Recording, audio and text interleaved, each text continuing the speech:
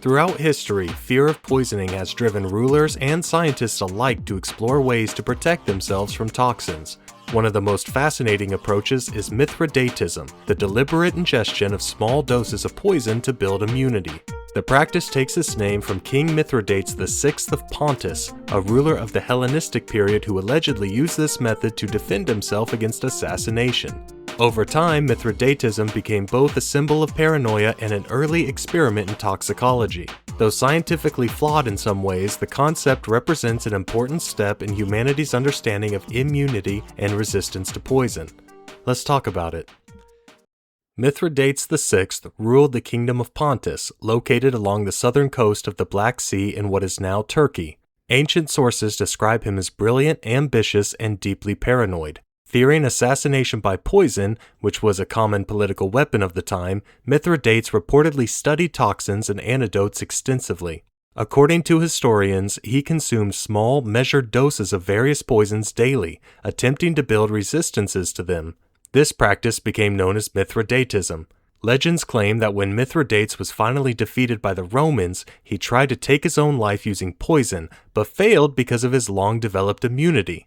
Although the story may be partly myth, it captures the fascination and fear surrounding poisons in the ancient world. His work also inspired the development of complex antidotes that remained in use in Europe and the Middle East for nearly 2,000 years.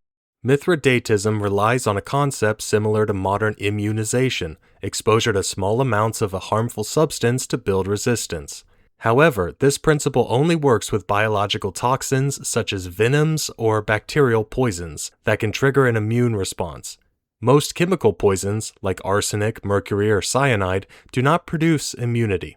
Instead, the body may learn to metabolize or tolerate slightly higher levels, but continued exposure is usually harmful and sometimes fatal. In modern toxicology, controlled exposure is studied in cases such as snake handlers developing partial resistance to venom or drug users gaining tolerance to specific chemicals. Therefore, Mithridatism, as practiced by Mithridates, may have provided limited protection at best, depending on the substances involved. Today, scientists recognize Mithridatism as a historical curiosity rather than a practical medical technique. However, its underlying idea, controlled exposure leading to protection, foreshadows the principles of modern immunology and desensitization therapy. The story of Mithridates reminds us how fear, survival, and experimentation have driven medical discovery for millennia. Mithridatism stands at the crossroads of myth and medicine. While the ancient king's attempts to immunize himself against poison were likely based on partial understanding and legend, his efforts reflect humanity's enduring quest to conquer mortality through knowledge. From ancient antidotes to modern vaccines, the desire to turn danger into defense continues to shape scientific progress.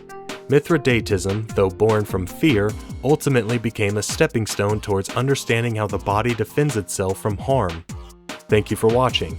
I'm a small channel, so any support or feedback would be appreciated.